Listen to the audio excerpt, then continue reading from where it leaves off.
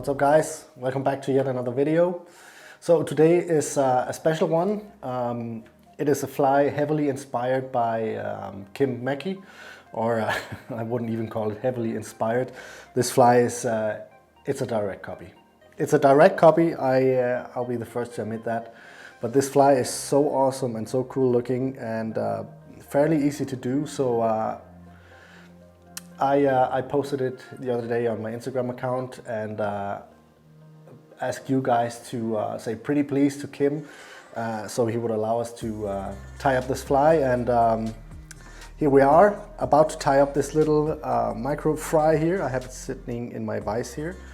A micro fry, micro baitfish, call it whatever you want. This one sits on a size 14, but I guess depending on the feather size or what you prefer, you could scale this up or down if you want to get your fingers broken by tying a smaller fly than this. I will be tying it on an emerger hook from Eric's Hooks, and it is this one here. This is even barbless, but again, you can do whatever the hell you want. This is the FV521.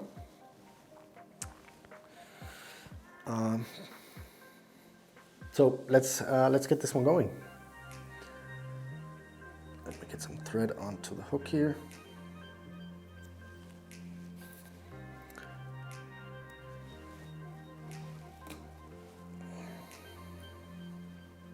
If you haven't checked out some of Kim's work, I really encourage you to have a look at the link down in the description. There you will find a link to his Instagram account.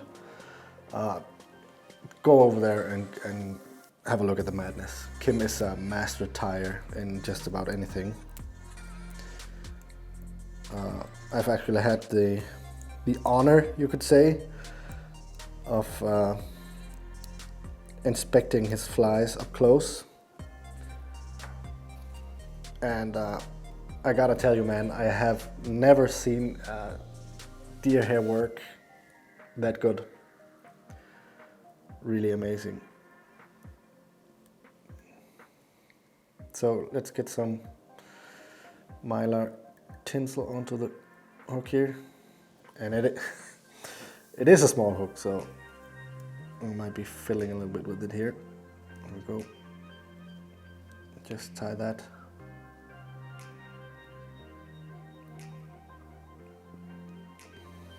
Fairly wide back there in the hook bend. Like this. And then just cover up that hook shank here. Whoops.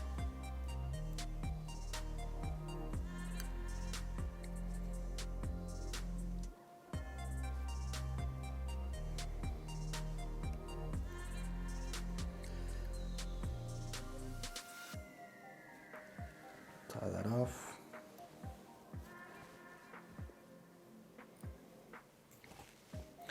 And this is just to give a little bit of shine to the fly, because there's really not much material on here. And it is a small one, so if the fish have to find this one, it's always good to have a little bit of flesh in there. So, as I said, you could tie this in all sorts of colors. I will be tying this one in gray.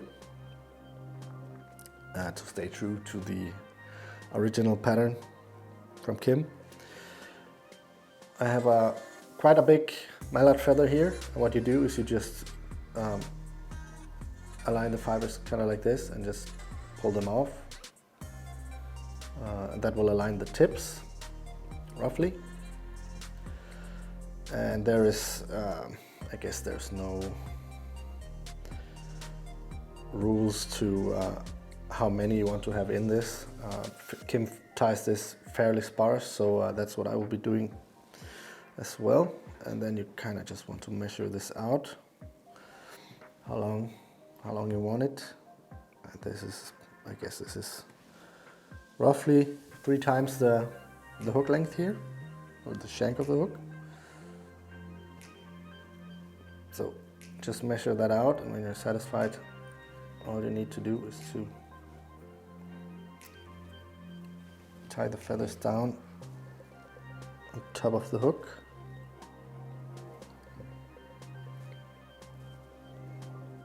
Just on top, because you want that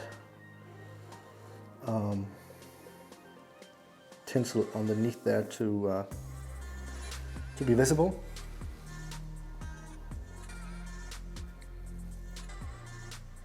And then just trim this off. Clean that up a little bit. And I messed that up. Let's do that again. I cut that a little bit too tight. Stuff happens. So again, pull the fibers out so they are 90 degrees from the stem, and then just grab those, pull those off. You can kind of rearrange those in your hands. Measure it out.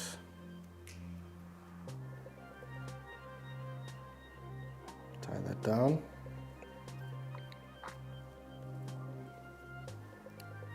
On top of the hook. Like so. And now this got too short. It's going well today, guys. Please bear with me.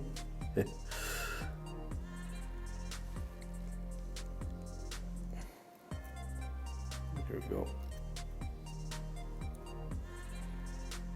That's the length I wanted.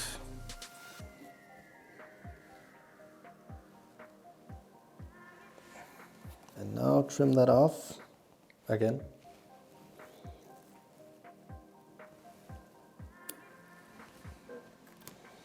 That's more like it. So clean that up. Let's get a wet finish on there before I make any more mistakes.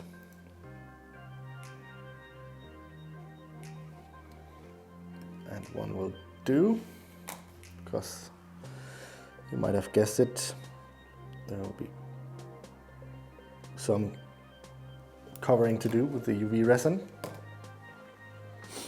Okay, so let's get that on. I haven't really talked to Kim how he does this one. I've kind of just been playing around with this and find this to be the easiest way, for me at least. So what you want to do is to cover these mallard feathers with resin almost all the way back to the tips here. So as you can see here, kind of just working that resin into the feathers.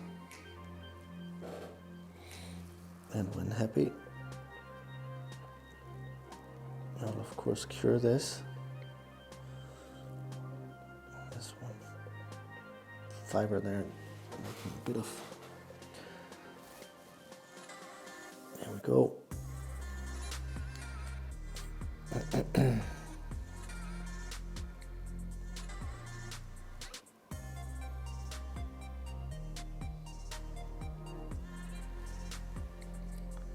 Like so. This of course looks like nothing, but we will get that fixed. Let's get on some eyes before we do anything else. Put a drop on there. And these are, I know you guys keep asking me all the time and I keep forgetting it. And now it's become a thing, so I probably will still be forgetting things like this. But the eyes are from Pro Sport Fisher. These are called silver and they are in 3 millimeters, so pretty small.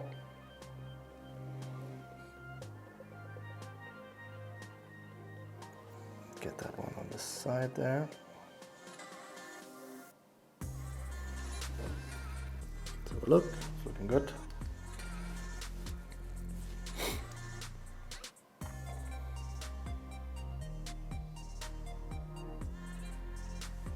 Cure that. Same thing for the other side. So put a drop on there. This is just to, you know, get those eyes on there and under control.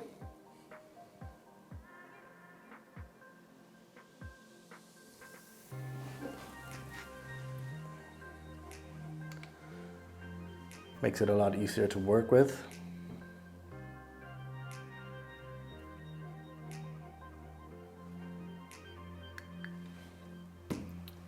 Like that.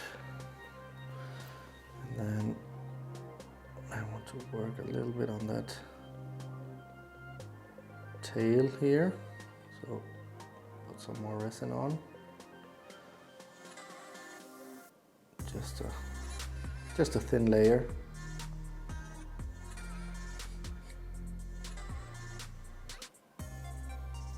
So I can shape it before I cover it up entirely.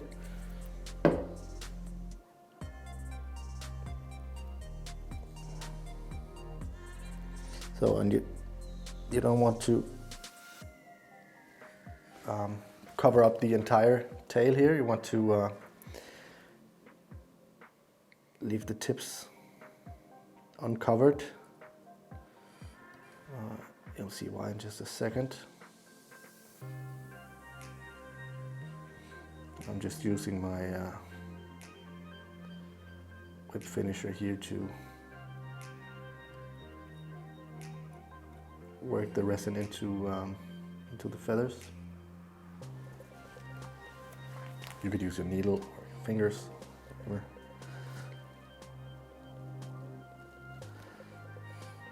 That's looking good to me, so let's cure that.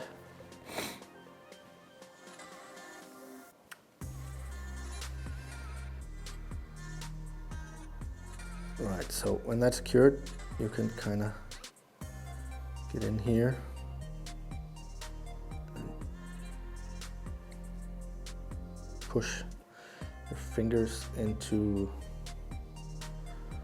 the material here you didn't cover and kind of make a little tail like this. And this is looking so cool already. It's a really, really nice pattern, Kim. I gotta hand it to you.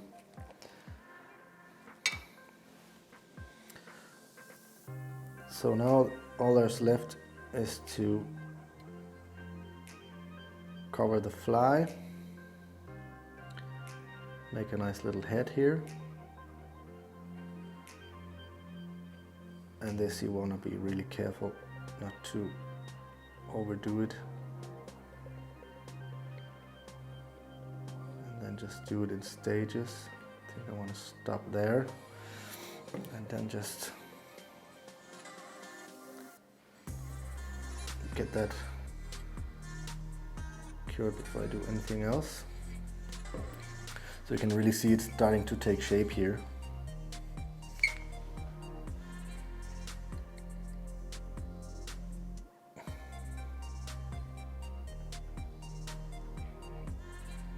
That. And I didn't cover the tail on purpose because I want the head to be a little bit thicker. So I covered the head at first. So now there's obviously more resin on here, and when I cover it a second time, I can build that, that taper into the fly. So start at the head again here.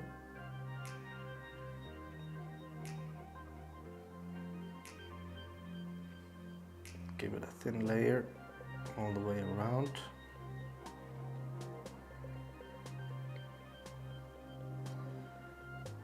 Cover the tail.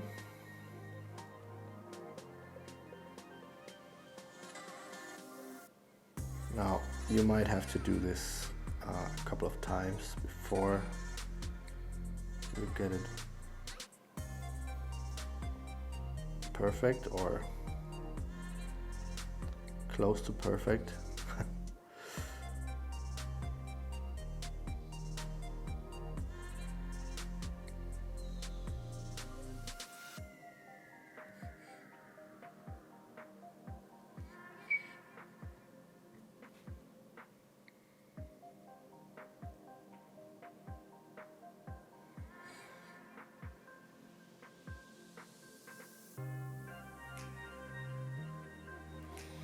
Okay, so I'm gonna stop there.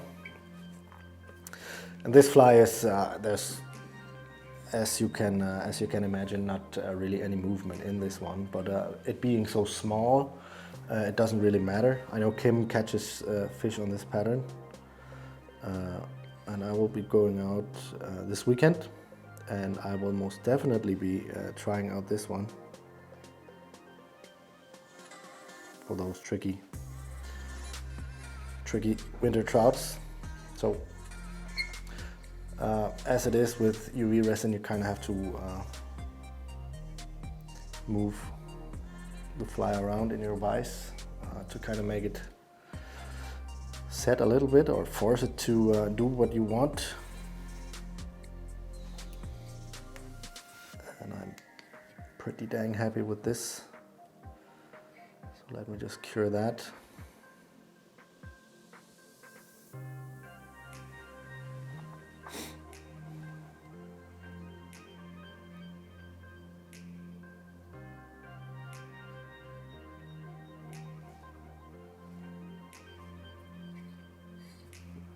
That feels good. So you can see it here. It has, I guess you could use one of those flex UV resins and it will move a little bit better. Not a whole lot either way. But this is so small, and if you strip it in with fast short strips, this will look like a million in the water anyway. So there you have it, the micro fry from Kim Mackey. Thank you guys so much for watching, and as always, if you haven't subscribed to my channel already, please make sure you do that. Hit the thumbs up, hit the thumbs down, do all the things, hit the bell so you get notified whenever I upload new videos. Thank you for watching, and I will see you guys in the next video.